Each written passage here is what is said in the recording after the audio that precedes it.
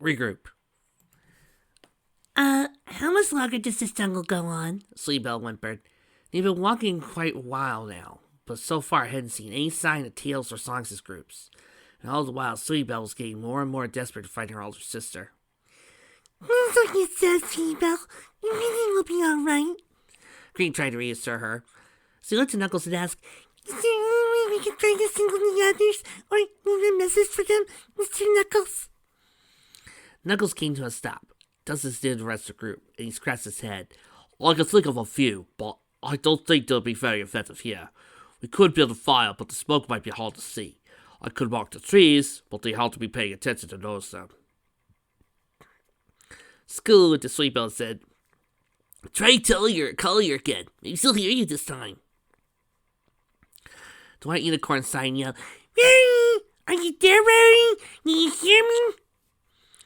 Silence followed for a few seconds, but then they heard an unspeakably familiar voice. Sweetie Belle! The little filly gasped in joy and ran in the direction she heard it calling from. Rarity! The rest of the group ran after her, soon coming across her standing on a ledge. Rarity, I'm up here! The group moved over to the ledge and looked down to see Tails' group, by Fluttershy, down below. Tails and Spike waved up at Knuckles and the others while Rarity exclaimed, Sweetie Belle! Oh, thanks, Celestia, you're okay. Sweetie Belle crouched down and leapt forward, jumping off the ledge. Before she could stop falling, Knuckles quickly moved and grabbed her hands, pulling her back up. Grabbed her in his hands. Pulling her back up, he said, Easy now, kid. I understand you're excited, but don't get too seriously hunting for your sister after just finding her. He then picked up Scootaloo and leapt over the ledge himself, lying down while Cream and Cheese flew down after him. As soon as he landed, Knuckles set down Scootaloo and Sleepbell, the latter immediately running to Rarity. While the two sisters rejoiced at being reunited, Tails and Spike walked over to the rest of the group. Tails spoke first. Hey, Knuckles, Scootaloo, Cream, Cheese, I'm glad you're okay. Knuckles thought, sounds like you guys. I see you managed to keep Sleepbell's sister from getting her makeup ruined. Spike shrugged, yeah, we managed. Scootaloo grinned, you make it sound like it was easy. Belle wasn't. Cream looked around and asked, Where's Miss Fluttershy? Even Rarity and Sleepbell looked up at that question. Tails looked around and said, That's strange. She was right here a minute ago. Rarity eyed a nearby tree with a hole in front for a moment before releasing her sister and walking over to it. She tapped a hoof on the tree next to the hole several times before saying, Please come out of there, Fluttershy, darling. It's just some of our friends who we got separated from. A few seconds later, silence followed before Fluttershy's blue eyes appeared in the hole. They blinked twice and then the side Pegasus pulled herself out of the tree. While watching Rarity and Fluttershy come back over, Knuckles asked, What's eating her? As the two friends came to a stop near the whole group, Tails said, We ran into some of those black frogs that live in this part of the jungle, and, well, Fluttershy nodded meekly, they were all so rude. Tails looked at her worriedly for a moment before turning back to Knuckles and saying, We haven't seen Sonic or the others so far. Did you guys see him at all? Knuckles shook his head. That's just luck. Knowing Sonic, though, he's probably getting into trouble or something. Tails giggled. Wouldn't be surprised, especially since Rainbow Dash was with them. Cream asked, Should we look for him? Rarity said, I don't think it's going to be necessary, dearie. Since Rainbow Dash is with them, I'm sure they'll find us. Before anyone could say anything, Tails spoke. Hey, did anybody hear that? Spike asked, Heard what? Knuckles said, I heard it too. Sounded like it came from the swamp. Tails and Knuckles moved to another spot where they could clearly see the water in the swamp, everyone following after them. After a couple of seconds, they could see Sonic swinging through the swamp towards them, both Applejack and Twilight hanging onto his legs, and Freight from Dash flying beside him, as he went from one vine to the next. But almost immediately after seeing them, they saw something chasing them. What's that? It's huge! Knuckles exclaimed. Tails quickly recognized them and yelled, It's a giant alligator! Spike and all the ponies began to panic at that, except Fluttershy, who remained where she was a moderate distance behind Tails, Knuckles, Cream, and Cheese, and stared at the approaching alligator, while every pony else ran around frantically. As they got closer, Tails, Knuckles, Cream, Cheese, and Fluttershy began to hear Sonic's group talking. Rainbow, what is it with you and can't get things 10 times your size? Applejack was yelling. Hey, He was the one who woke up and started floating towards us. I was giving him a warning not to even think about eating us. Rainbow yelled back. Why did I wake up anyway? I thought for sure we could get it back quickly on our log, Twilight moaned. Sonic ignored the conversation, focusing on getting Twilight and Applejack to solid footing. As he began to approach the patch of land where the others were, he noticed them and said, Hey, there they are! He then called down, Twilight, Applejack, we're coming up on our friends that can land. Get ready to let go. Both planes tensed up as he approached the last fight. Both of them letting go as he swung. Sonic and Rainbow Dash immediately following him down to the ground. As soon as they touched down, they all ran, as did Tails, Knuckles, Cream, and Cheese as the alligator began to drag itself onto land. Fluttershy remained where she was, staring at the alligator as it pulls itself out of the water. Something began to course through her as she looked on. She tried to take it in stride to keep her head up like everybody else, but she had it with this jungle.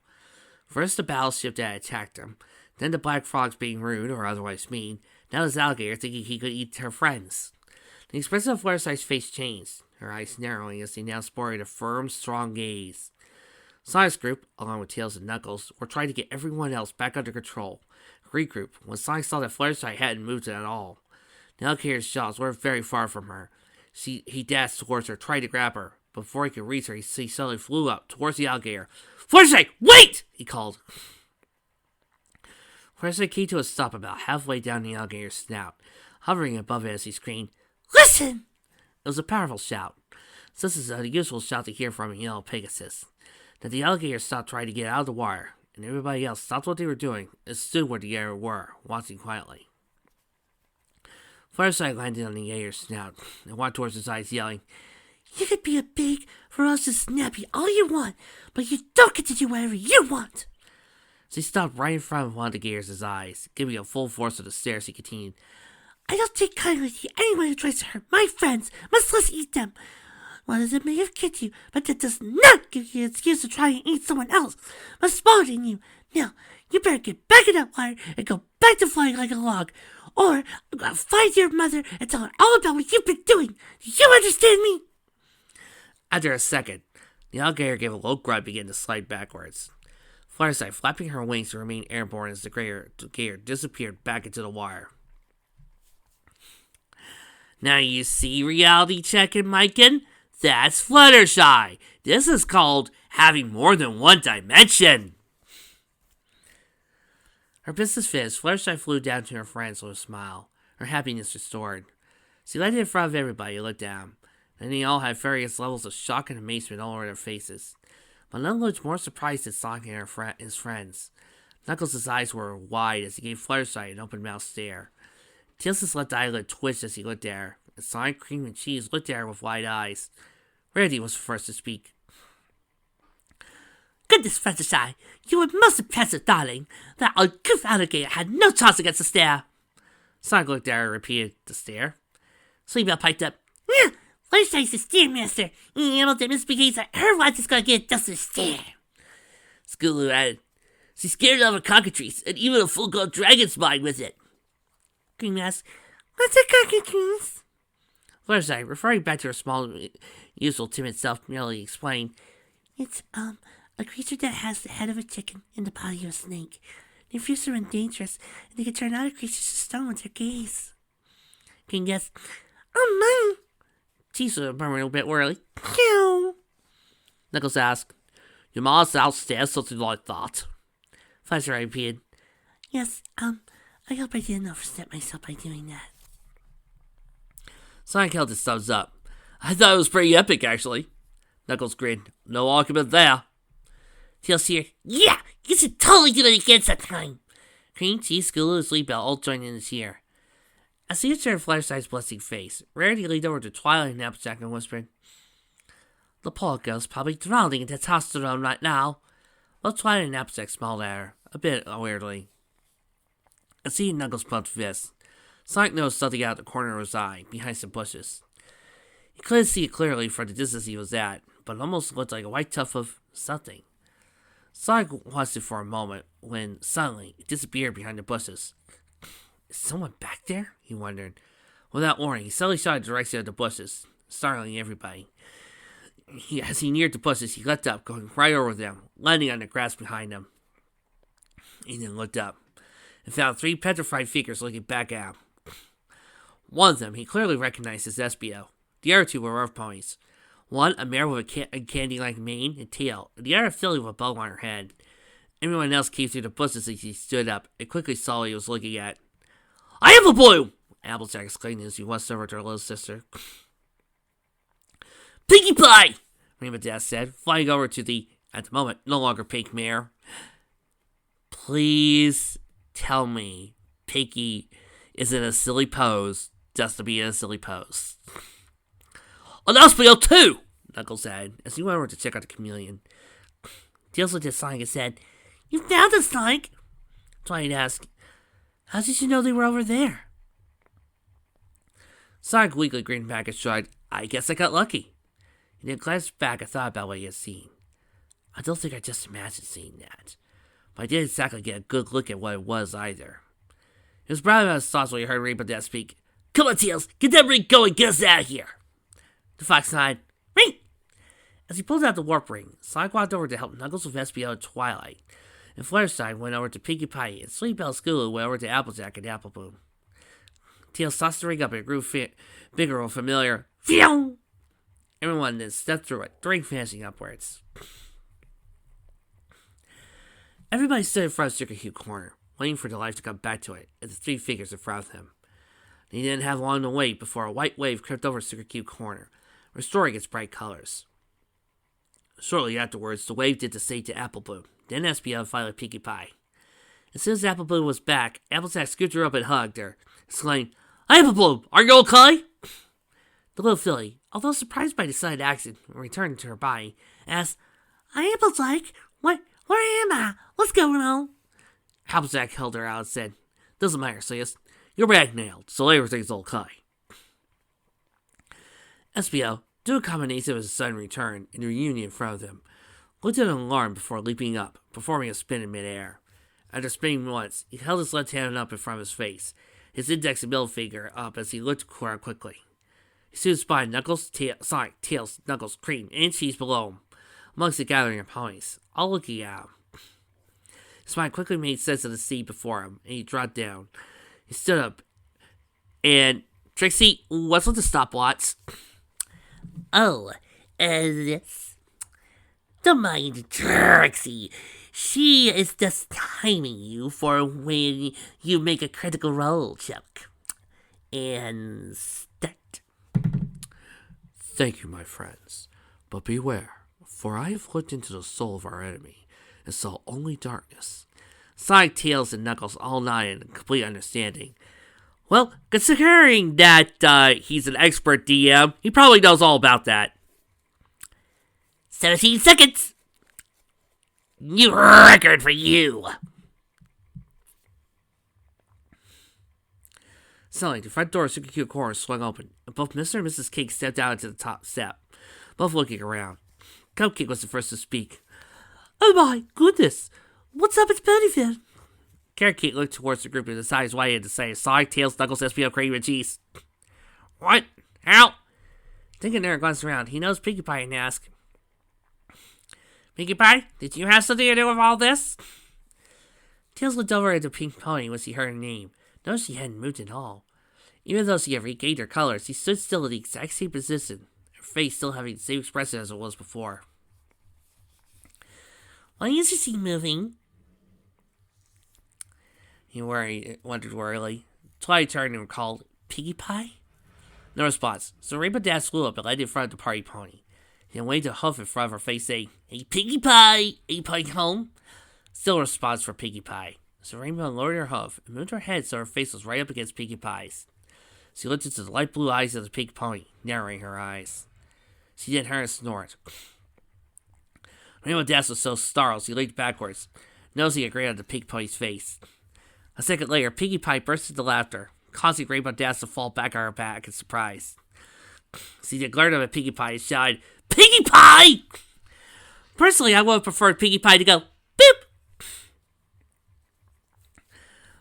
Or, as Rainbow Dash leaned in closer, her going, "Ah, booga, booga, booga!" The pink pony continued to giggle, but through her giggles she said, Sorry, Jessie. You look so weird and your face all scratched up like that.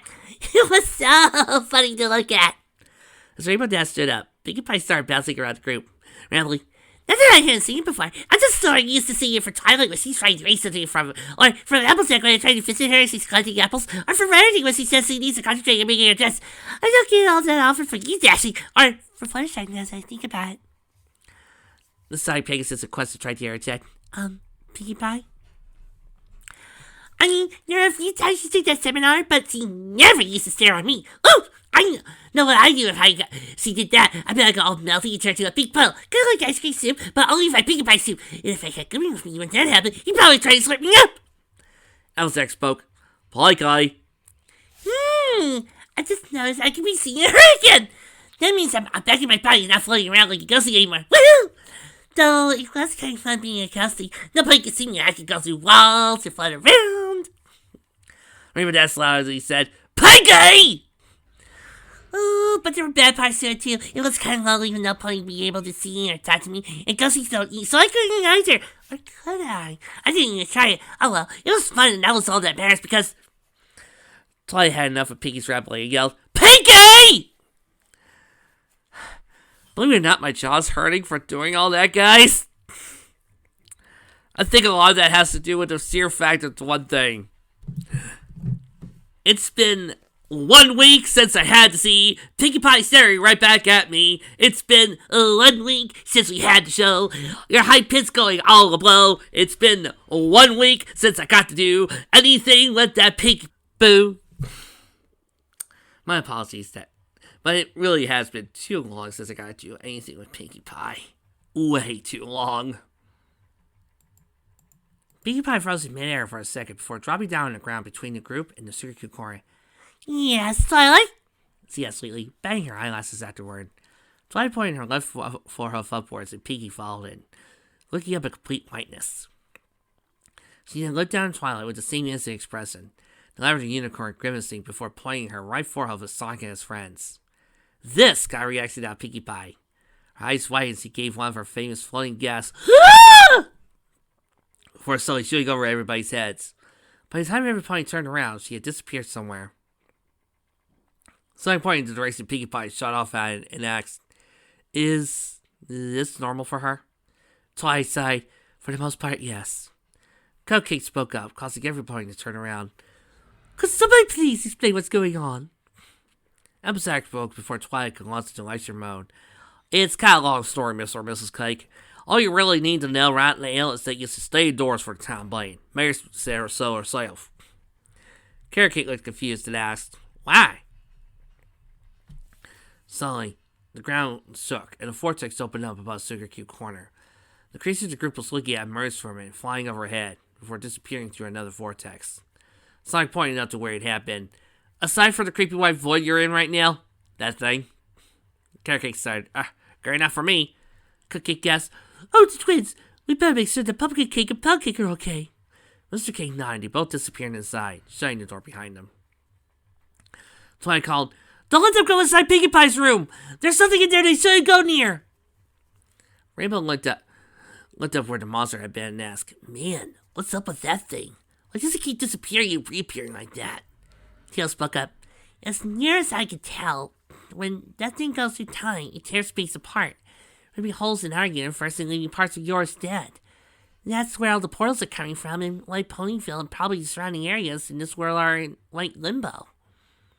Applejack asked, Tear holes in space? I like that, lasers. Tails replied, Well, yes.